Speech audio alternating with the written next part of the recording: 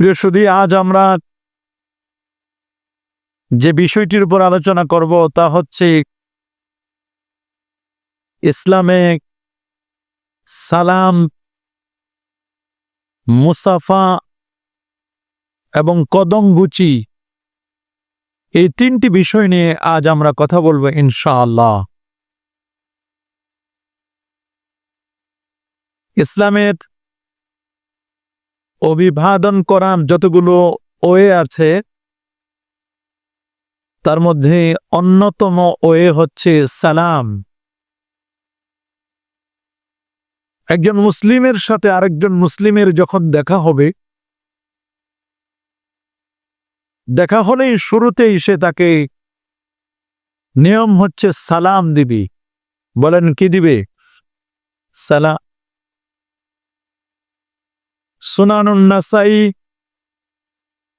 এবং বাইহাকি শরীফের হাদিস, আল্লাহর হাবিব বলেন, লিল মুসলিমে আলাল মুসলিমে সিত্তু খেসাল। এক মুসলমান আরেক মুসলমানের 6টি গুরু দায়িত্ব রয়েছে। তার মধ্যে প্রথম দায়িত্বটি হচ্ছে ওয়ায়ুসাল্লিমা আলাইহি ইজা লাকিয়া। যখন তার সাথে সাক্ষাৎ হবে তখন সাক্ষাতে তাকে সালাম দিবি।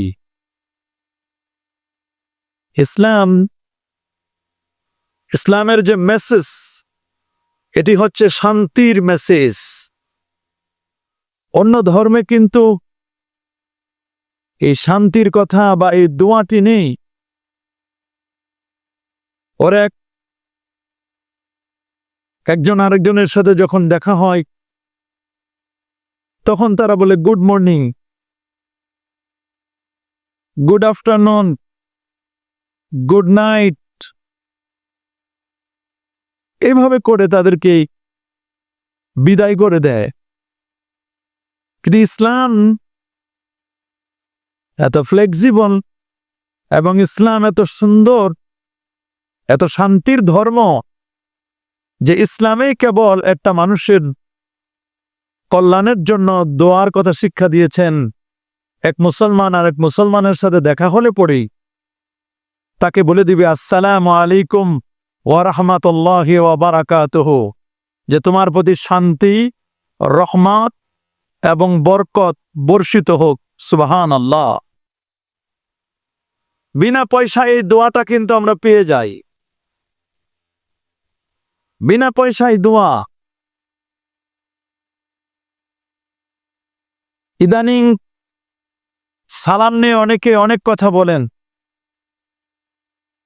আল্লাহ হচ্ছেন শান্তির আধার,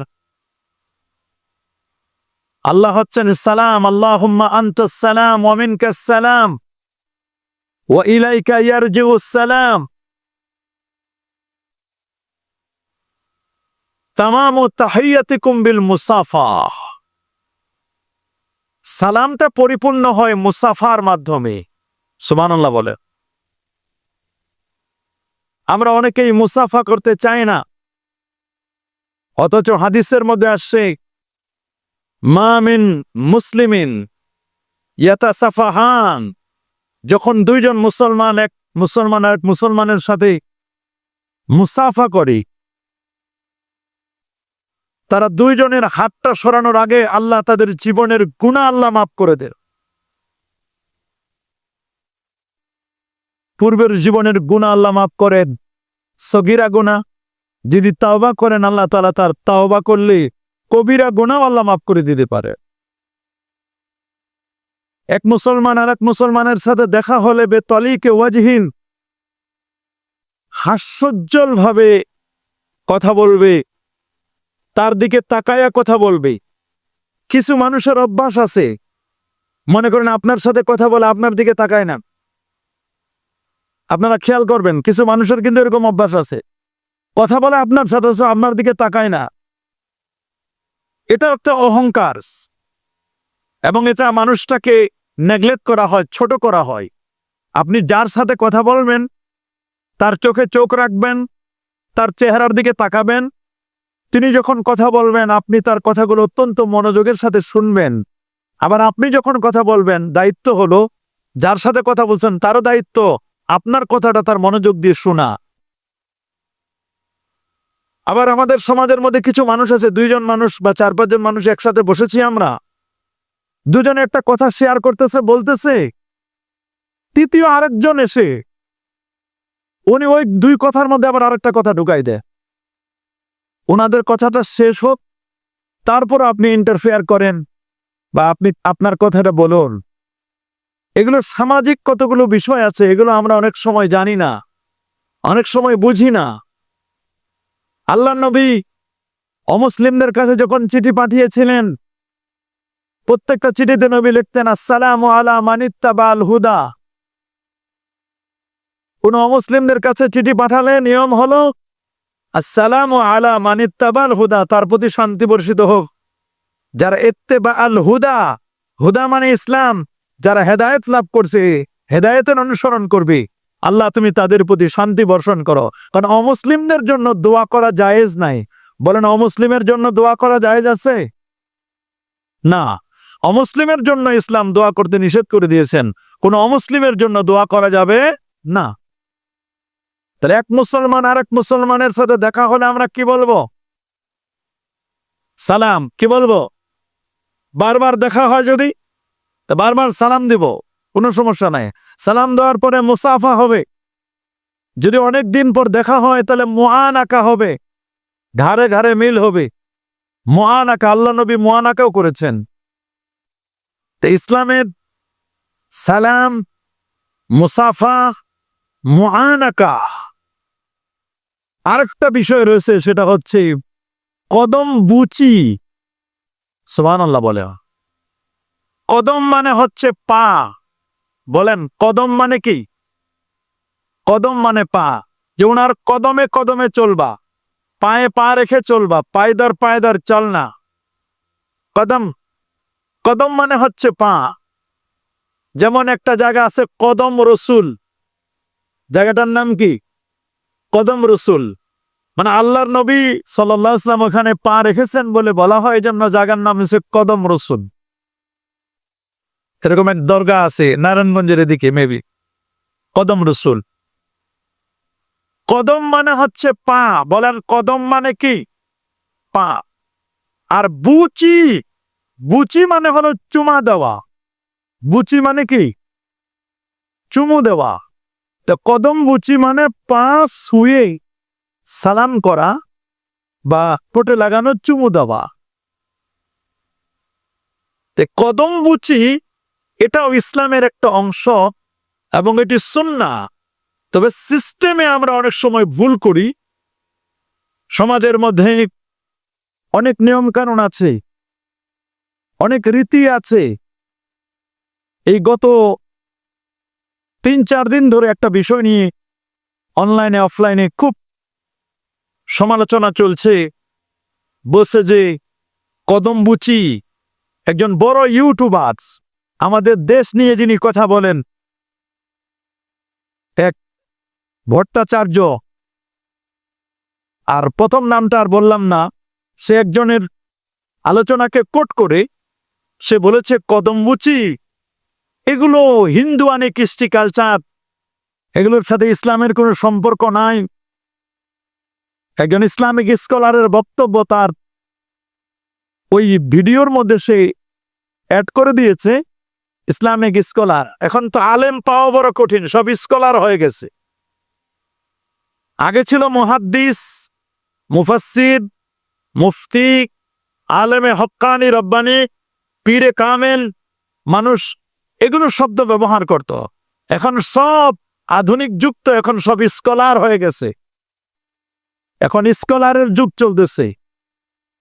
ভালো, আমাদের কোনো আপত্তি নাই, কিন্তু আমাদের বুঝতে হবে যেটা শরিয়াতে যদি কোনো বিষয় থাকে সে বিষয়টিকে নেগলেক্ট করবা। কোনো সুযোগ আছে নাকি? যারা বলেন কোনো সুযোগ আছে? না, কোনো সুযোগ নেই। তা আমার ইসলামটা এত সহজ, আমার ইসলাম এত সুন্দর। ইসলাম প্রত্যেকটি সেক্টরে কথা বলেছেন। এমন কোনো সেক্টর নাই, এমন কোনো বিষয় নেই যে বিষয়ে ইসলাম কথা বলে নাই। এবং ইসলাম যা বলেছে এটা যুগোপযোগী, বাস্তবসম্মত। যেমন অন্যান্য ধর্মাবলম্বী যারা দেখা হলে সকালে দেখা হয়েছে, গুড মর্নিং, কি বলে ভাই আপনি তো আমাকে বললেন গুড মর্নিং, আপনি জানেন আমাকে যে গুড মর্নিং বলেন আমার সকালটা ভালো হোক, আপনি জানেন না সকালে আমার মা মারা গেছে, তা আমার মা যদি সকালে মারা যায় আমার সকালটা কেমনে ভালো হবে? আপনি তো আমার গুড মর্নিং বলেন, আমি তো গুড মর্নিং এ নাই, আমার মর্নিংটা গুড হয় নাই, স্যাড হয়েছে, আমি বড় বিপদে আছি। আপনি তো বললেন আমার গুড মর্নিং, কিন্তু আমার তো গুড মর্নিং হয় নাই, আমার তো স্যাড মর্নিং হয়ে গেছে। বিকালে আসছে, বলছে গুড আফটারনুন, আরেকজনকে দেখা হলো গুড আফটারনুন, তোমার বিকালটা শুভ হোক। বলে আমার বিকাল শুভ হবে কেমন? আমার স্ত্রী হসপিটালে, আমি তো দৌড়াদৌড়ি করে দিশা পাই না, আমার বিকাল তো শুভ হয় নাই। আরেকজনের সাথে দেখা হয়েছে, বলে আপনার গুড নাইট, আপনার রাতটা শুভ হোক, আপনি সুন্দর করে ঘুমান। বলে 3 দিন ধরে ঘুমাইতে পারি না, ঘুমের ওষুধ খাচ্ছি, আমার পরিবারের সবাই অসুস্থ, আমার কেমনে গুড নাইট হবে? আমার তো গুড নাইট হয় না, সারা রাত আমার জেগে থাকতে হয়। কিন্তু এটা যদি ইসলামকে কোশ্চেন করেন যে সকালবেলা আপনার মা মারা গেছে, আপনি বলেন আসসালামু আলাইকুম ওয়া রাহমাতুল্লাহি ওয়া বারাকাতুহু, কোনো সমস্যা না, আপনার মা মারা গেছে তাতে কি হয়েছে? মানুষ তো মরণশীল, মরে যাবে, এটা স্বাভাবিক। কিন্তু মরণের সময় আপনার প্রশান্তি দরকার, সালামাত দরকার, শান্তি দরকার। এজন্য আপনার পর শান্তি বর্ষিত হোক, সালাম, এবং আল্লাহর রহমত কামনা করি, রহমত বর্ষিত হোক, রহমত, বরকত লাগবে, বরকত। আপনি যে কোনো সময় সালামটা দেন, বিপদে আপদে সুখে দুঃখে সব সময় একটা মানুষের সালাম এটা সব সময় চলমান। সুবহানাল্লাহ। এই জন্য এক মুসলিম আর এক মুসলিমের সাথে দেখা হলে সালাম দিবে। বলেন কি দিবে? সালাম। এটা ইসলামের নিয়ম। সালামের পরে সালামটা পরিপূর্ণ হয় মুসাফার দানা, এরপরে মুআনাকা করবে, প্রয়োজন হলে কদম বুচিও করা যাবে, কদম বুচি করতে কোনো বাধা নেই, এতে কোনো শিরক হবে না। অনেকে এটাকে হিন্দুয়ানির কৃষ্টি কালচারের তকমা লাগিয়ে ফতোয়াবাজিতে অনেক সময় সুন্নাহগুলো মিটিয়ে যায়। মাথা নত করলে অনেকে বলেন কদম বুচি করতে গেলে, একটা মানুষকে পা ছুঁয়ে সালাম করতে গেলে তো মাথা নত করতে হয়, মাথাটা নিচু করতে হয়, মাথা নিচু করলে তো সেজদা হয়ে যায়। আচ্ছা আপনারা বলেন মাথা নিচু করলে কি সেজদা হয়? সেজদা করতে হয় 7টা অঙ্গ দিয়ে। বলেন কয় অঙ্গ দিয়ে? আর একটু জোরে বলেন না, কয়টা অঙ্গ দিয়ে? 7টি অঙ্গ দিয়ে সেজদা করতে হয়। সহিহ বুখারীর 772 নম্বর হাদিস, সহিহ মুসলিমেও হাদিসটি রয়েছে। হযরত আব্দুল্লাহ ইবনে আব্বাস রাদিয়াল্লাহু তাআলা আনহুমা হাদিসটি বর্ণনা করেছেন। আমারান নবী সাল্লাল্লাহু আলাইহি ওয়াসাল্লাম আন ইয়াসজুদা আলা সাবাতি আ'দা, আল্লাহ নবী 7টি অঙ্গ দিয়ে সেজদা করার জন্য আদেশ করেছেন। তার মধ্যে রাসূল আকরাম সাল্লাল্লাহু আলাইহি ওয়াসাল্লাম তিনি বলে দিয়েছেন চুল এবং কাপড় না গুটাতে। চুল গুটাবে না, কাপড় গুটাবে না। অনেকে কি করেন, অনেকে নামাজ পড়েন, একবার জামা দেখেন, একবার এই দেখেন, নামাজের মধ্যে কত স্টাইল করেন, অনেকে অনেক রকমের স্টাইল করে। নবীজি বলছেন সেজদা করতে গিয়ে চুল এবং কাপড় না গুটাতে। 7টি অঙ্গ হলো আমার চেহারা, কপাল, 2 হাত, 2 হাঁটু এবং 2 পা। 2 হাঁটু, 2 পা, 2 হাত এবং আমার এই কপাল, এই 7টি অঙ্গ দিয়ে আপনাকে সেজদা করতে হবে।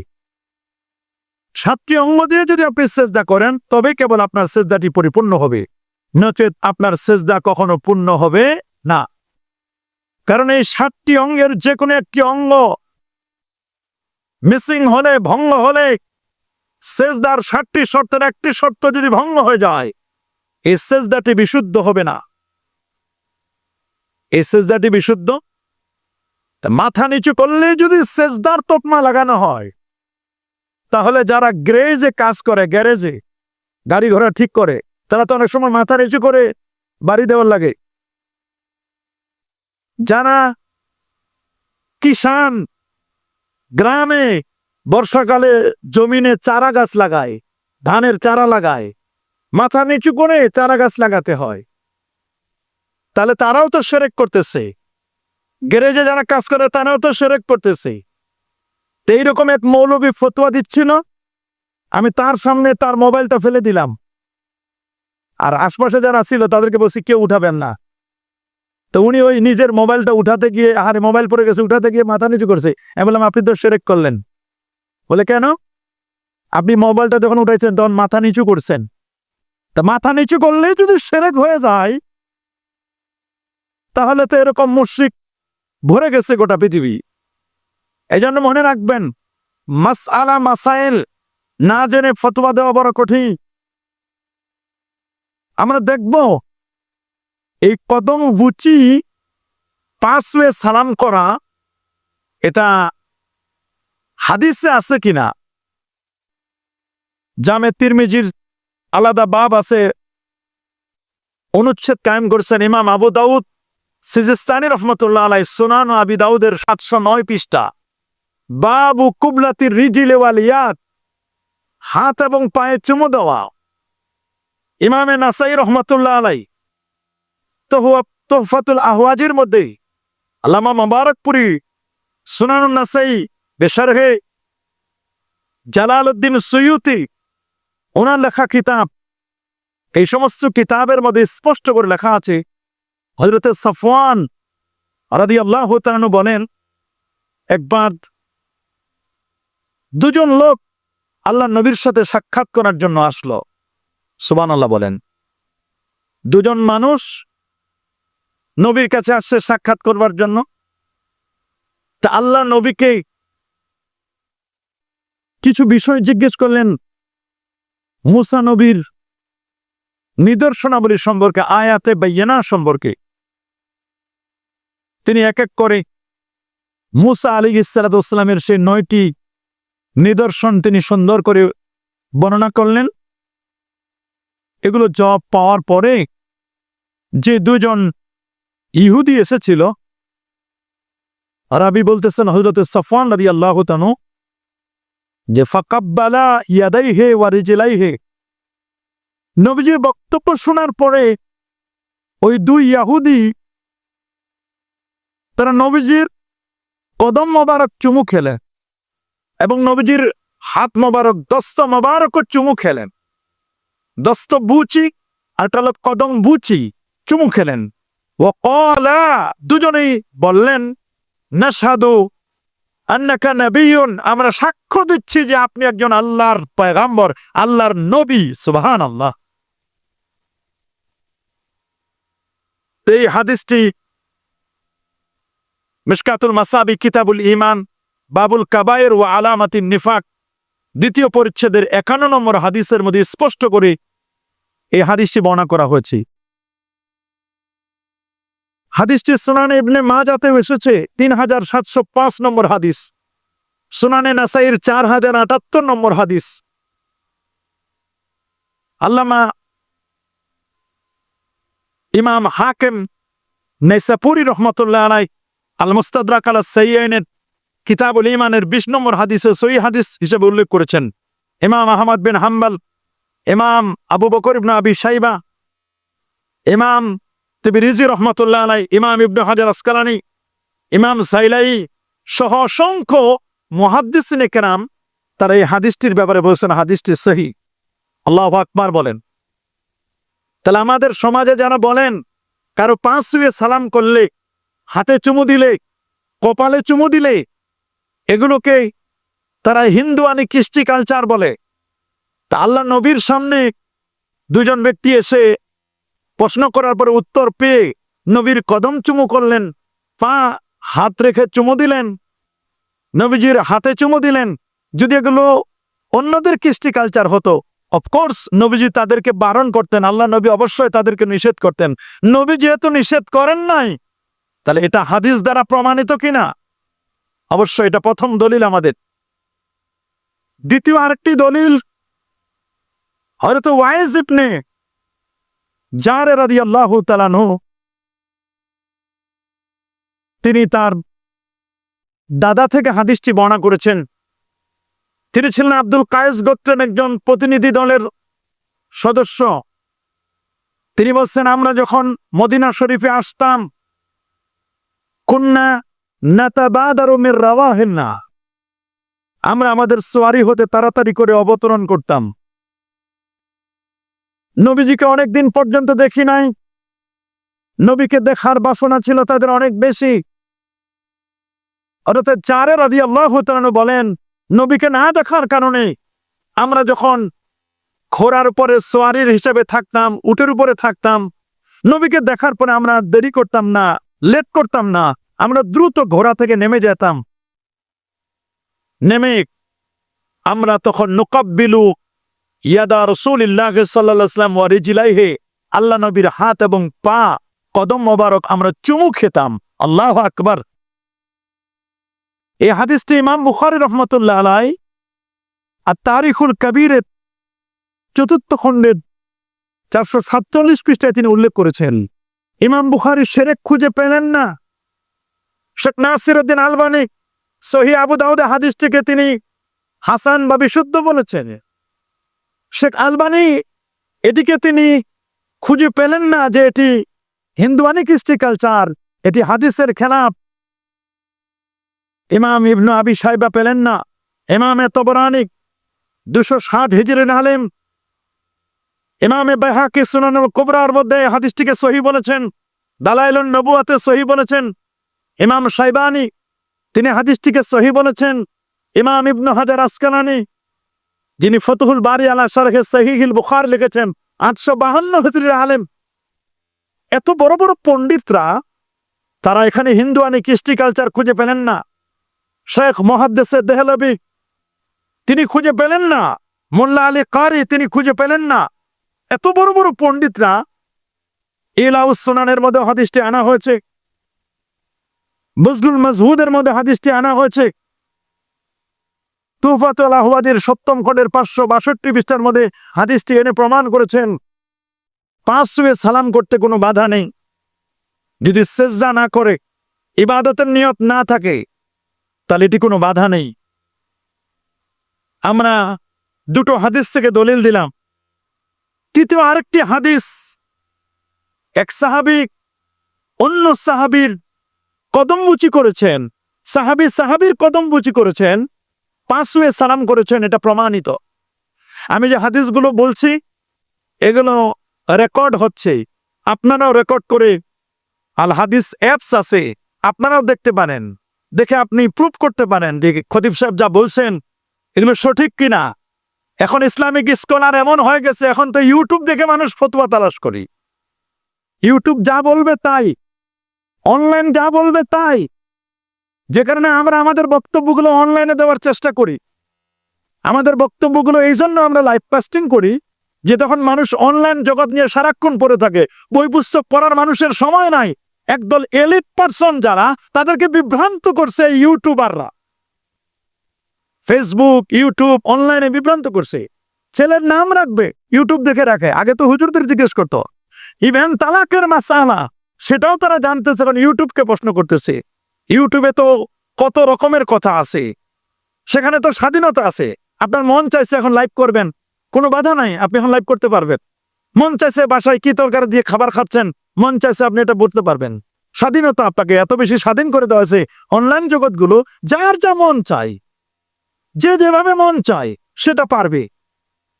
আমরা ওই অনলাইন জগতে অনেক সময় লস করি। এই জন্য অনলাইন থেকে ফতোয়া নয়, ফতোয়া নিতে হবে যারা মুফতি তাদের কাছ থেকে। স্কলার ফতোয়া দিতে পারে না, মুফতি ফতোয়া দিবেন। আপনি যদি ইফতা না পড়েন তাহলে আপনার ফতোয়া দেওয়ার যোগ্যতা নাই, মুফতি ফতোয়া দিবি। আমি ফিকহ ডিপার্টমেন্টের ফতোয়া বিভাগের আমি প্রধান।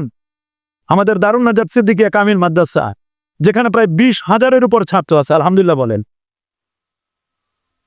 এবং এই বছরও আমাদের প্রায় ১,০৫৩ জন ছাত্র পরীক্ষা দিয়ে প্রায় 750 ছাত্র এ প্লাস পেয়েছে।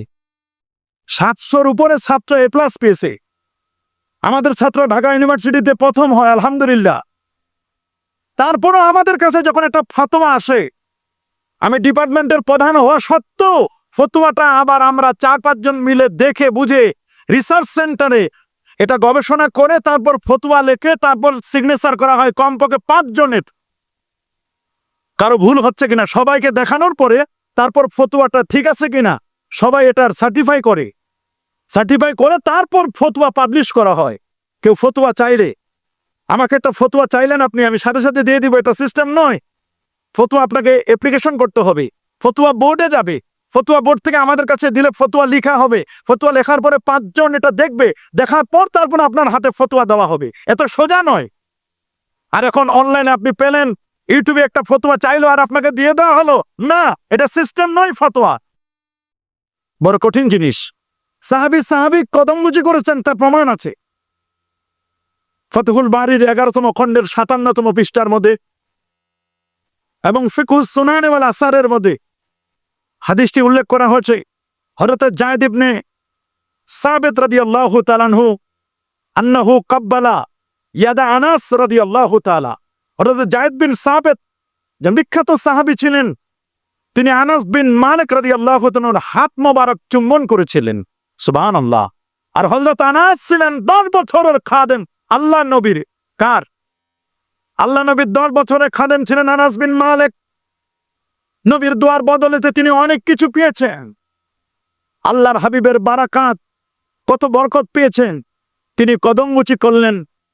যায়েদ বিন সাবিত তিনি আনাস বিন মালিক রাদিয়াল্লাহু তাআলা দস্তবুচি করলেন, হাত চুমু দিলেন। ওয়া আখরাজা আইজান আন্না আলিয়ান কাব্বালা ইয়াদাল আব্বাস ওয়া রিজলাহু। এবং হযরতে আলী রাদিয়াল্লাহু তাআলা কাব্বালা ইয়াদাল আব্বাস, আব্বাস রাদিয়াল্লাহু তাআলা হাতে চুমু খেলেন। ওয়া রিজলাহু, এবং তার পায়ে চুমু দিলেন। হযরত আলী রাদিয়াল্লাহু তাআলা জানাতন ব্যক্তি নয়। হযরত আলী হচ্ছেন তিনি যার ব্যাপারে বলা হয়েছে আনা মাদিনাতুল ইলমি ওয়া আলিজুন বাবুহা, আমি হচ্ছে ইলমের শহর, ওই শহরের দরজা হচ্ছেন হযরতে আলী। সুবহানাল্লাহ বলে। আসাদুল্লাহিল গালিব আলী ইবনে আবি তালিব, আল্লাহর সিংহ নামে খ্যাত হযরতে আলী রাদিয়াল্লাহু তাআলা ইসলামের ৪র্থতম খলিফা, আল্লাহর হাবিবের জামাতা, জান্নাতের সুসংবাদপ্রাপ্ত সাহাবী। আল্লাহু আকবার। তিনি আব্বাস রাদিয়াল্লাহু তাআলা রাসূলের চাচা আব্বাস রাদিয়াল্লাহু তাআলা হাতে চুমু দিলেন এবং তার পায়েও চুমু দিলেন। এটা যদি বেদাত হতো, এটা যদি শিরক হতো, এটা যদি হিন্দুয়ানি কৃষ্টি কালচার হতো, তাহলে হযরত আলী রাদিয়াল্লাহু তাআলার মতো ব্যক্তি তিনি কখনো এটাকে সাপোর্ট করতেন? কখনোই সাপোর্ট করতেন না। এই জন্য ফতোয়া দেওয়ার আগে খুব চিন্তা ভাবনা করে ফতোয়া দিতে হবে। চিন্তা ভাবনা করে ফতোয়া দিতে হবে। আলী রাদিয়াল্লাহু তাআলা অনুসরণ করার কথা হাদিসের মধ্যে আসছে। আনিলের বাদ ইবনে সারিয়া রাদিয়াল্লাহু তাআলা আনহু قال صلى بنا رسول الله صلى الله عليه وسلم ثم اقبل علينا بوجهه فوعظنا موعظة بليغة ذرفت منها العيون ووجلت منها القلوب فقال رجل يا رسول الله كأن هذه موعظة مؤذن فأوصنا. قال أوصيكم بتقوى الله والسمع والطاعة وإن كان أبدا حبشيا فإنه من يعش منكم بعدي فسيرى اختلافا كثيرا فعليكم بسنتي وسنة الخلفاء الراشدين المهديين। খলাফায়ে রাশেদার অনুসরণ করার কথা আল্লাহ নবী 2000 বছর আগে বলে দিয়েছেন। খলাফায়ে রাশেদার অনুসরণ করবে। খলাফায়ে রাশেদার 4 জন, হযরত আবু বকর রাদিয়াল্লাহু তাআলা, ওমর ফারুক রাদিয়াল্লাহু তাআলা, ওসমান জিন্নুরাইন এবং আলীউল মুর্তাদা, এই 4 জনকে খলাফায়ে রাশেদার অন্তর্ভুক্ত। এই 4 জন ব্যক্তিকে অনুসরণ করার কথা আল্লাহ নবী তিনি বলে দিয়েছেন। আল্লাহু আকবার বলেন। সুতরাং তার বক্তব্য, তার কথা যদি আমরা মানি, এটি সুনান ইবনে মাজার 42 নম্বর পৃষ্ঠার মধ্যে 42 নম্বর হাদিসের মধ্যে শুরুতেই লিখে দেওয়া আছে। জামে তিরমিজির 2676 নম্বর হাদিস। হাদিসটি আবু দাউদ শরীফের মধ্যে 4607 নম্বর হাদিসে লেখা। মুসনাদে আহমদের মধ্যে লেখা যে খোদ ইমাম আহমদ বিন হাম্বল 12.5 লক্ষ হাদিসের হাফেজ ছিলেন ইমাম আহমদ বিন হাম্বল। আল্লাহু আকবার। তিনি এটাকে বুঝলেন না যেটা শিরক। অথচ আমার হিন্দুয়ানি কৃষ্টি কালচার আমাদের সমাজে আছে। আমি বলি না যে নাই, সমাজে অনেক কৃষ্টি কালচার আছে। কারণ আমাদের মানুষগুলো এক সময় হিন্দুয়ানি কৃষ্টি কালচারে আমাদের সমাজ অনেক সময় বড় হয়েছে। হিন্দুদের দৃষ্টিতে একটার বেশি বিয়ে করা যায় না, অথচ ইসলামী শরীয়তে 4টা পর্যন্ত বিয়ে করা যায়। এটা ওই একটার বেশি বিয়ে করলে সমাজে মানুষটাকে নেগলেক্ট করা হয়, মানুষটাকে খারাপ চোখে দেখা হয়। কি বলেন, ঠিক না? অথচ ইসলাম বলে দিয়েছে 4টা। তা আমাদের এই পাক ভারত উপমহাদেশে এটা আছে, কিন্তু ইসলাম কিন্তু 4টা পর্যন্ত পারমিশন দিয়েছেন। তবে ইনসাফ কায়েম করতে হবে। বিয়ে শাদীতে অনেক হিন্দুয়ানি কৃষ্টি কালচার আছে আমাদের। আমরা হিন্দুয়ানি কৃষ্টি কালচারকে কখনো প্রমোট করব না। আমরা প্রমোট করব ইসলামিক কালচার, ইসলামিক তাহাজিব এবং তামাদ্দুন। এটাকে আমাদের প্রমোট করতে হবে। এত স্মার্ট হতে হতে হতে হতে এত আধুনিকতার ছোঁয়া আমাদের পেয়ে বসছে। আধুনিকতার ছোঁয়া আমাদেরকে এমন লেগেছে, এখন আর সালামও কেউ দিতে চায় না। সালাম দিতে চায় না, খালি হাত উঠাইলে দ্যাটস এনাফ, মনে করে এটা যথেষ্ট। না, হাত উঠানো এটা আমাদের তরিকা নয়। তবে যদি কেউ বুঝতে না পারে যে তাকে সালাম দেওয়া হয়েছে, তবে কেবলমাত্র তাকে ইশারা দিয়ে জানাই দিতে হবে, সালাম দিতে হবে।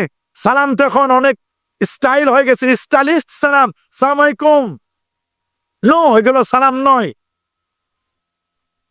সালাম আলাইকুম কত রকমের সালাম। সালাম আলাইকুম রাজনৈতিক সালাম, ভোটের সালাম, কত ভোটের সালাম দেয়, রাজনৈতিক সালাম দেয়, রাজনৈতিক নামাজ, সব রাজনৈতিক। এখন রাজনৈতিক সালাম হয়ে গেছে। সালামটাকে রাজনীতির সাথে মিলাবেন না। আসসালামু আলাইকুম, আপনার প্রতি শান্তি বর্ষিত হোক, এটাই নিয়ম। আপনি যখন বলেন আসসালামু আলাইকুম, তখন অর্থ হবে আপনার মৃত্যু হোক। নওজুবিল্লাহ বলেন। ইহুদিরা এসে নবীজিকে বলতো আসসালামু আলাইকুম, মানে আপনি মরেন, আপনার মৃত্যু হোক। মা আয়েশা রাদিয়াল্লাহু তাআলা না শোনার পরে খুব রেগে গেলেন। নবীজি বলেন, আয়েশা কেন রেগে যাচ্ছ? বলে আপনার মৃত্যু কামনা করতেছে, আমি রাখবো না, আপনি মরলে আমি যাবো কোথায়? মা আয়েশা রাদিয়াল্লাহু তাআলা নবী এত মহব্বত করতেন, এত ভালোবাসছেন, আপনি আমার প্রাণের স্বামী, আপনি যদি চলে যান তা আমি যাবো কোথায়? তখন আল্লাহ নবী বলছে, ইন্নাল্লাহা রাফিকুন ইউহিব্বুর রিফকা, আল্লাহ কোমল, আল্লাহ কোমলতাকে পছন্দ করেন। আয়েশা তুমি কোমল হও, তোমার হৃদয়টাকে সফট করো, বলুক না। আল্লাহ নবী বলছেন যে দেখো, ও বলছে আসসালামু আলাইকুম, তোমার মৃত্যু হোক, আমি বলছি ওয়ালাইকুম, তুমি যেটা কইছো ওইটাই, ওইটা তোমারও হক। ও যা বলছে আমি ওইটাই ফেরত দিছি। আসসালামু আলাইকুম, আমি কি বলছি? ওয়ালাইকুম সালাম বলছি, আমি ওয়ালাইকুম সালাম বলি নাই। আমি বলছি ওয়ালাইকুম, মানে তুমি যা বলছো ওইটা তোমারও। ওয়ালাইকুম মানে তুমি যা বলছো এটা তোমারও, তুমি যা আমার জন্য বদদুয়া করছো ওইটা তোমার ফেরত দিয়ে দিলা। এই জন্য হাদিসের মধ্যে আসে, ইজা সাল্লামা আলাইকুম আল ইয়াহুদ ফাকুলু ওয়ালাইকুম, ইহুদিরা যখন তোমাদেরকে সালাম দিবে তখন তোমরা বলবে ওয়ালাইকুম। কি বলবো? ওয়ালাইকুম।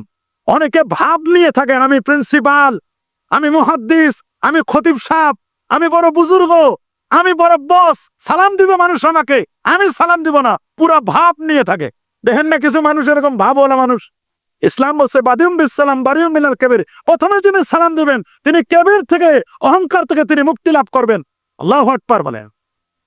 ছোট বড় সবাইকে সালাম দিতে হবে। আফসুস সালাম, সালামের প্রচার করো, প্রসার করো। ওয়াতিমুত তাম, ক্ষুধার্তকে খাবার খাওয়াও।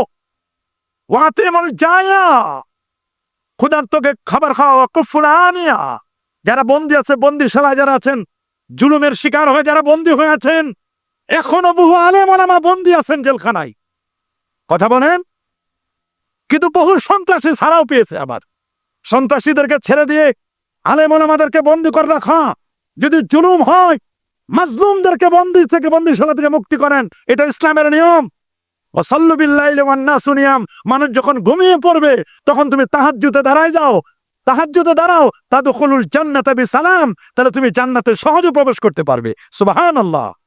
জান্নাতে প্রবেশের একটা মাধ্যম হলো সালামের প্রচার করতে হবে। আফসুস সালাম, সালামের প্রসার করতে হবে, বেশি বেশি করে সালাম। এক সময় সালাম সপ্তাহ পালন করেন, যে এই সপ্তাহটা শুধু সালাম দিব আমরা, দেখে মনে হবে। কিন্তু এখন তো সালাম দেওয়া দিব কেমনে, মনে হয় না যে এটা মুসলমান না হিন্দু। বলেন না, মাঝে মাঝে চেনা কঠিন হয়ে যায়। মুসলিমকে দেখার তো চেনার একটা আলামত হলো দাড়ি, মাথায় টুপি, কিছু কিছু তো আলামত আছে। তা আমরা মুসলমানের ঘরে জন্ম নিয়ে এই আলামত কিন্তু অনেক সময় খুঁজে পাওয়া যায় না। মাঝে মধ্যে দ্বিধাদ্বন্দ্বে পড়া লাগে, লোকটাকে হিন্দু না লোকটা মুসলিম, কিভাবে চিনবো? আবার অনেক মানুষ অ্যাক্সিডেন্টে যখন মারা যায়, এটা কি মুসলমান না হিন্দু, শেষ পর্যন্ত প্যান্ট খোলা ছাড়া, পোশাক পরিচ্ছেদ ওপেন করা ছাড়া কোনো সুযোগ নাই এটাকে চিনার। আইডি কার্ডও নাই, কেমনে চিনবে? তা আপনি কেমন মুসলমান যে আপনি মরার পরে আপনার লজ্জাস্থান দেখে আপনাকে চিনতে হয় এটা কি খতনা করা না খতনা ছাড়া। আপনি কেমন মুসলমান দেখেন। এইরকম মুসলমান হলে আমাদের চলবে না। প্রকৃত মুসলিম হতে হবে। কমপক্ষে একজন মুসলমান চেনা যায় এরকম সিমটম, এরকম আলামত তো আমার কিছু থাকতে হবে। আল্লাহ আমাদেরকে হেফাজত করুন। আরো যারা বলে আমিন। আল্লাহ আমাদের হেফাজত করুন বলে আমিন। হাদিস শরীফের মধ্যে এসেছে রাসূল আকরাম সাল্লাল্লাহু আলাইহি ওয়াসাল্লাম কন্যা হযরত ফাতিমাতুজ জাহরা রাদিয়াল্লাহু তাআলা আনহা, আল্লাহ নবী কানা ইউকাব্বিলু ফাতিমা, আল্লাহ নবী তার মেয়ে ফাতিমা রাদিয়াল্লাহু তাআলা আনহাকে চুমু খেতেন। সুবহানাল্লাহ বলেন। আমরা আমাদের সন্তানদেরকে চুমু খাবো, কি বলেন চুমু খাবো না? এবং রাসূল বলতেন আজিদু মিনহা রিহাল জান্নাহ, রে ফাতিমা আমি তোমার গালে যখন চুমু দিই, তোমার কপালে যখন চুমু দিই, আমি জান্নাতের ঘ্রাণ পাই। আল্লাহু আকবার। ওয়া ক্বাব্বালা আবু বকর রাসা আয়েশা, হযরত আবু বকর সিদ্দিক রাদিয়াল্লাহু তাআলা তিনি চুম্বন করতেন মা আয়েশা সিদ্দিকা রাদিয়াল্লাহু তাআলা আনহার মাথা মোবারক, মাথা কপাল এখানে চুমু খেতেন তিনি। ওয়া ক্বালা নবী সাল্লাল্লাহু আলাইহি ওয়াসাল্লাম, এরপর আল্লাহ নবী বলেছেন মান ক্বাব্বালা রিজলা উম্মি ফাকান্না ক্বাব্বালা আতাবাতাল জান্নাহ, যে ব্যক্তি মনে রাখো তার মার পা ছুঁয়ে সালাম করলো, তার মার পায়ে চুমু দিল, সে যেন জান্নাতের দরজায় চুমু দিল। আল্লাহু আকবার বলেন। মান ক্বাব্বালা রিজলা উম্মি, যে ব্যক্তি তার মার পায়ে চুমু দিল, মার পায়ে চুমু দেওয়াটাকে জান্নাতের কপাট, জান্নাতের দরজায় চুমু দেওয়ার কথা বলা হয়েছে। ইমাম সারাকসি রহমাতুল্লাহ আলাইহি তার মাবসুত কিতাবের 10ম খণ্ডের 149 পৃষ্ঠার মধ্যে এই বক্তব্যটি তিনি এনেছেন। সুবহানাল্লাহ, সুবহানাল্লাহ। শুধু তাই নয়, আপনি শুনলে অবাক হবেন, একজন বড় মাপের পণ্ডিত ছিলেন ইমাম বুখারী রহমাতুল্লাহ আলাইহি। কি নাম বলেন? ইমাম বুখারী, যিনি 194 হিজরিতে জন্মগ্রহণ করেছেন, 256 হিজরিতে তার ইন্তেকাল। 6 লক্ষ হাদিস যিনি মুখস্থ করেছিলেন, 1 লাখ নয় 2 লাখ নয় 6 লাখ হাদিস থেকে তিনি সহিহ বুখারী শরীফ লিখেছেন। আসাহুল কুতুব বাদা কিতাবিল্লাহ তাহতাদিমিস সামা as-সহিহুল বুখারী, খোলা আসমানের নিচে জমিনের পরে আল্লাহর কোরআনের পরে যদি কোনো কিতাব থাকে, পুস্তক থাকে, সেই পুস্তকটির নাম হলো বুখারী শরীফ। কোরআন মাজিদ যেমন 30 পারা, বুখারী শরীফও তেমন 30 পারা। আল্লামা আবু যায়েদ মারওয়াজি বলেন কুনতু নাইমান বাইনাল মাকাম ওয়াল হিজ, তিনি বলছেন আমি মাকাম ইব্রাহিম এবং জমজম কূপ ওটার মাঝখানে আমি শোয়া ছিলাম, আমার চোখের মধ্যে ঘুম চলে আসলো। ঘুমের মধ্যে আল্লাহ নবী আমাকে বললেন আরে আবু যায়েদ মারওয়াজি, ইলা মাতা তাদরুসু কিতাব আশ-শাফি, তুমি কতদিন পর্যন্ত ইমাম শাফির কিতাবুল উম তুমি পড়বে? তুমি কি আমার কিতাবটা একটু পড়বে না? আবু যায়েদ মারওয়াজি বলে ইয়া রাসূলুল্লাহ, আপনার কিতাব আবার কোনটা? ওমা কিতাবুকা ইয়া রাসূলুল্লাহ, হুজুর আপনার কিতাব কোনটা? আল্লাহ নবী স্বপ্নের মধ্যে বলে দিলেন আমার কিতাব হলো ইমাম বুখারীর লেখা কিতাব সহিহুল বুখারী। ইমাম বুখারীর লেখা কিতাব সহিহুল বুখারী। তিনি বলেছেন এই কিতাবটি লিখতে গিয়ে মা সান্নাতু হাদিসান ইল্লা তাসালতু, একটা হাদিস লেখার আগে আমি গোসল করেছি। এক একটা হাদিস আমি কিতাবের মধ্যে লিখবো, পুস্তকে লিখবো, হাদিসটি লিখবার আগে আমি গোসল করেছি। সুম্মা সাল্লাইতু রাকাতাইন, এরপরে 2 রাকাত নামাজ পড়েছি। সুম্মা ইস্তিখারতু, এরপর আমি ইস্তিখারা করেছি। সুম্মা তাকান্তু বিসিহহাতি, চক্ষু বন্ধ করে নবীর রওজা মুবারকে জিজ্ঞেস করে নবীজির রওজা মুবারকে জিজ্ঞেস করছি ইয়া রাসূলুল্লাহ, এই হাদিসটা আমি এই কিতাবে রাখতে চাই, হুজুর এটা কি আপনার? নবীজির থেকে ইশারা পেয়ে তারপর আমি লিখেছি, স্থান দিয়েছি। এইভাবে করে 1 নয় 2 নয় 16 বছরে আমি বুখারী শরীফটি লিখেছি। আল্লাহু আকবার।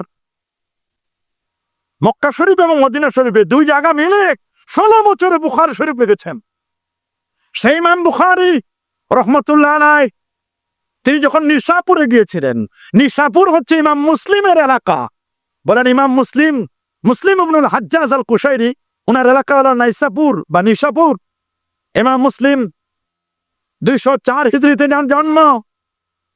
তার সাথে দেখা করার জন্য এসেছিলেন ইমাম মুসলিম। উনি যখন নিশাপুরে গেলেন ইমাম বুখারী, তখন ইমাম মুসলিমের দেশ নিশাপুরে। ইমাম মুসলিম তখন তার ওস্তাদ ছিলেন ইমাম বুখারী। ইমাম বুখারী ওস্তাদ আর ইমাম মুসলিম হলো ছাত্র। ওস্তাদ যখন তার এলাকায় গেছে, তখন ছাত্র ইমাম মুসলিম উনি দেখা করতে গেছেন তার ওস্তাদ ইমাম বুখারীর কাছে। আল্লাহু আকবার বলে। ইমাম বুখারীর কাছে ইমাম মুসলিম ছাত্র, ইমাম বুখারী হচ্ছেন ওস্তাদ। ইমাম মুসলিম 5.5 লক্ষ হাদিসের হাফেজ ছিলেন।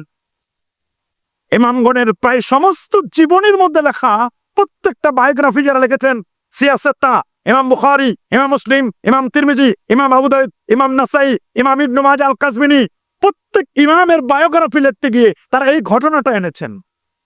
এবং এই ঘটনাটি সিয়ার আলামিন নুবালা কিতাবের 12 খণ্ডের 432 পৃষ্ঠা, ইমাম নববী তাহজিবুল আসমা ওয়াল লুগাতের 12 খণ্ডের 88 পৃষ্ঠায়, ইমাম ইবনে হাজার আসকালানী মুকাদ্দামাত ফাতিহুল বারির 488 পৃষ্ঠার মধ্যে স্পষ্ট লিখে দিয়েছে। অনেক ইমাম যাহাবীর লেখা সিয়ার আলামিন নুবালায় তিনি এটাকে এনেছেন, স্পষ্ট করে এই ঘটনাটি লিখেছেন যে ইমাম মুসলিম যখন ইমাম বুখারী তার উস্তাদের দেখা করতে গেলেন, তখন দেখা করার সাথে সাথে তিনি তার প্রথমে ইমাম মুসলিম ইমাম বুখারীর কপালে গিয়ে একটা চুমা দিলেন। আল্লাহু আকবার বলেন।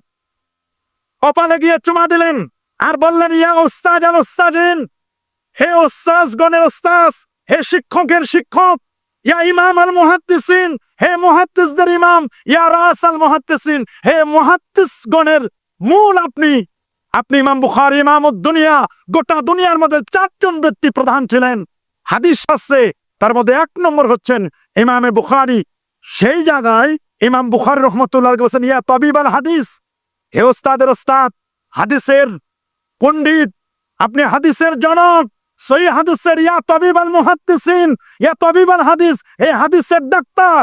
এই কথাগুলো বলে বলে তিনি বললেন, ইজানলি, আপনি আমাকে অনুমতি দিন, আপনি আমাকে অনুমতি দিন, উবসুদ রেজলাইক, আপনার 2টো পা আপনি বাড়ায় দেন, উকাব্বিলু রিজলাক, আমি যাতে করে আপনার পায়ে চুমু দিতে পারি। আল্লাহু আকবার।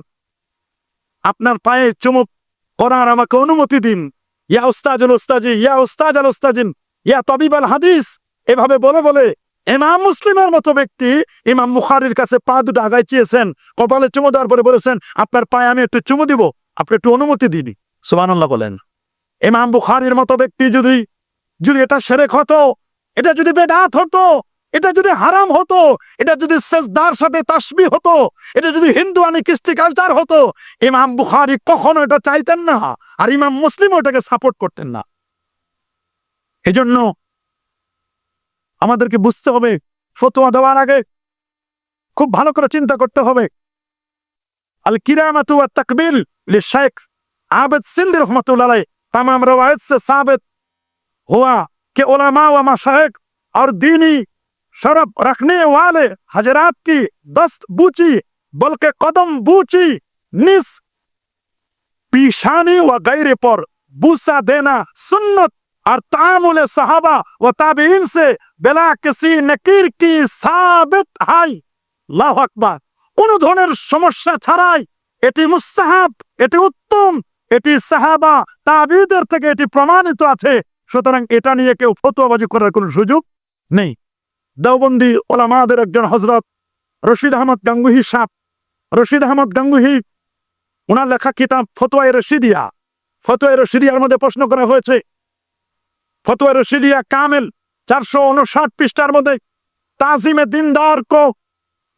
দিনদার কো খাড়া হোনা, একজন বুজুর্গ ব্যক্তির সম্মানে, দিনদার আলেমের সম্মানে দাঁড়ানো, তিনি বলে দিয়েছেন দুরুস্ত হায়, একজন দিনদার ব্যক্তির সম্মানে দাঁড়ানোটা জায়েজ। और पाँव चुमाना उसी भी शख्स का भी दुरुस्त है, হাদিস से साबित है। তিনি বলে দিয়েছেন যে কোন দিনদার ব্যক্তি, সম্মানিত ব্যক্তির পা ছুঁয়ে সালাম করা এটা নিঃসন্দেহে জায়েজ, এটা ভালো কাজ, এটা না জায়েজ নয়। আল্লাহু আকবার। দেওবন্দের আরেকজন আলেম আশরাফ আলী থানভী সাহেব, যাকে আপনারা চিনেন হাকিমুল উম্মাহ, তার লিখিত বিখ্যাত কিতাব বেহেশতি জ্বর, তিনিও তার বেহেশতি জ্বর লেখক ইমদাদুল ফতোয়ার 5ম খণ্ডের 345 পৃষ্ঠা এবং মাওয়াইজে আশরাফিয়ার মধ্যে তিনি সেখানে বলে দিয়েছেন আলেম ওয়া ওয়ালিদাইন কি তাকবিল ইয়াদ ওয়া রিজল জায়েজ হয়। তিনি বলেছেন মা বাবার পাঁচ ওয়ে সালাম করা, একজন বুজুর্গ ব্যক্তির পাঁচ ওয়ে সালাম করা এটা জায়েজ। তিনি স্পষ্ট করে ইমদাদুল হাকাম প্রথম খণ্ড 135 পৃষ্ঠার মধ্যে এই বক্তব্যটি তিনি দিয়েছেন। দেওবন্দের আরেকজন বড় মোপর আলেম মাহমুদুল হাসান দেওবন্দি রহমতুল্লাহ আলাই তিনি বলছেন জু শখস ওয়াজিবুল একরাম হো, যাকে সম্মান করা ওয়াজিব আবশ্যক, যিনি সম্মানের অধিকারী তার কদমবুচি করার ব্যাপারে কদম বুসি কি এজাজত হয়, তার কদমবুচি করতে কোনো বাধা নেই। ফতোয়া মাহমুদিয়া প্রথম খণ্ড 175 পৃষ্ঠা। দেওবন্দের আরেকজন মুফতি শফি সাহেব যিনি মারিফুল কোরআন লিখেছেন, তিনিও তার লেখা আরেকটি বিখ্যাত কিতাব জাওয়াহিরুল ফিক প্রথম খণ্ডের 185 পৃষ্ঠার মধ্যে বলছেন একজন হক্কানি আলেম দিনদার বুজুর্গ ব্যক্তির যদি পাঁচ ওয়ে কেউ সালাম করে এটা না জায়েজ হবে না, নিঃসন্দেহে এটি জায়েজ হবে। তো সমাজের মধ্যে এই যে ফিতনা, হ্যাঁ যদি এতগুলো হাদিস ফতোয়ার কিতাবে প্রমাণিত থাকে তবে এমন যেন না হয় যে যাদের দাড়ি উঠে নাই এইরকম ব্যক্তি যদি কারো চুমু খেতে গিয়ে ফিতনার আশঙ্কা থাকে তাহলে সেখানে উলামায়ে কেরাম নিষেধ করেছেন, ওইখানে করা যাবে না। এমন আছে না সুদর্শন বালক আপনার হাতে চুমু দিলে কপালে চুমু দিলে তার প্রতি আপনার আকর্ষণ হতে পারে, এই জন্য উলামায়ে কেরাম বলে দিয়েছেন তাদের চুমু নিবে না, তাদের হাতেও চুমু দিবে না, কপালেও চুমু দিবে না, ফিতনার আশঙ্কা থাকবে, কখনো কখনো মহিলা শিরকের দিকে নিয়ে যেতে পারে। এরকম যদি ফিতনার আশঙ্কা বুঝেন তিনি তাহলে তিনি নিষেধ করবেন। আমরা দেখেছি আমাদের শর্ষিনার হুজুর উনি যখন আসেন কেউ যদি তার কদমবুচি করতে গিয়ে মাথা বেশি নিচু করে দেন তাহলে তাকে উঠাইয়া তাকে ধমক দেন, এই মেয়ে তুমি মাসালা বুঝো না। এই জন্য মাঝে মধ্যে ধমকও দেওয়ার দরকার আছে, যে মাসালা না বুঝে অনেক সময় অন্যায় করে ফেলে, এটা সাবধান। তবে হ্যাঁ এমনি কোরআন এবং সুন্নাহর কদমবুচি এইটাকে অস্বীকার করলে এই আলেমরা এই মৌলবী সাহেবরা এরা যখন শ্বশুর বাড়িতে যায় তখন শ্বশুরের পাঁচ ওয়ে সালাম করে, শাশুড়ির পাঁচ ওয়ে সালাম করে, মুরব্বীদের পাঁচ ওয়ে সালাম করে, দাদা শ্বশুর নানা শ্বশুর এদের পাঁচ ওয়ে সালাম করে। আমার যখন ঈদুল ফিতর আসে ঈদুল আজহা আসে তখন ঈদের সালামি নেওয়ার জন্য পাঁচ ওয়ে সালাম করে, ওইটা তখন শিরকের ফতোয়া দেয় না, কারণ ওখানে কসকসে নোট পাওয়া যায়, তো ওই সময় তো ওনার ফতোয়া মনে থাকে না। কথা বলেন, একটা সুন্নাহকে আপনি কখনো ডিলিট করে দিতে পারেন না, একটা সুন্নাহকে কখনো আপনি রিমুভ করতে পারেন না। এই জন্য আল্লাহ নবী বলে দিয়েছেন লিল মুমিনি আলাল মুমিনি সিত্তু খিসাল, এক মুমিন আরেক মুমিনের 6টি গুরু দায়িত্ব, তার মধ্যে প্রথম দায়িত্ব ইসাল্লিমু আলাই ইজা লাকিয়া, দেখা হলে সাক্ষাৎ হলে সালাম দেবে। দ্বিতীয় হচ্ছে ওয়া ইয়াউদুহু ইজা মারিদা, অসুস্থ হলে দেখতে যাবে। এখন অসুস্থ হলে দেখতে যায় না, দেখা আমার দলের লোক কিনা, আমার পীর ভাই কিনা, আমি যে দল করে আমার দলের লোক হলে তো ভালো দেখতে যাবে, আমার দলের লোক যদি না হয় মনে যাক কোনো আপত্তি নাই, জানাজাও যেতে চাই না। ইসলামের নিয়ম হচ্ছে কেউ অসুস্থ হলে, আপনার পাড়া প্রতিবেশী অসুস্থ হলে তাকে দেখতে যেতে হয়, দেখতে যাওয়া এটা আদব, এটা সুন্নাত, নবীজির সুন্নাত, কিন্তু কাজটি হলো ওয়াজিব। আপনার দায়িত্ব এটা, একজন মুসলমান আর মুসলমানের গুরুত্বপূর্ণ দায়িত্বের মধ্যে এটি একটি দায়িত্ব, কেউ অসুস্থ হলে তার খোঁজ খবর নেওয়া। ইয়াউদুহু ইজা মারিদা ওয়া ইয়াশহাদু জানাজাতাহু ইজা মাতা, কেউ যদি মারা যায় তার জানাজা অংশগ্রহণ করা। অনেকেই দেখে যে না জানাজা এখন যেতে চায় না, অনেকেই বলে জানাজা হুজুররা বসে এটা ফরজে কেফায়া, না গেলেও তো চলে। সমাজের মধ্যে 2-3 জন গেলে হয়, যে আপনি বললেন না গেলে চলে, আপনি যেদিন মরবেন মাইকে ঘোষণা শুনবে, ওরাও বলবে না অমুকে মারা গেছে, ও যাবে 2-1 জন, না গেলেও চলবে। আপনি যেদিন মরবেন আপনার ব্যাপারে একই হবে।